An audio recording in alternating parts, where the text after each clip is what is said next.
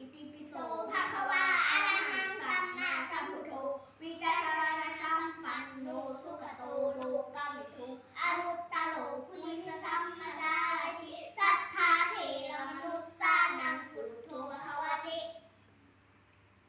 สัพเพสัตตาสัตว์ทั้งหลายที่เป็นเพื่อนทุกข์เกิดแก่เจ็บตายทั้งหลายทั้งสิ้นอาเวราโหนตุจงเป็นสุข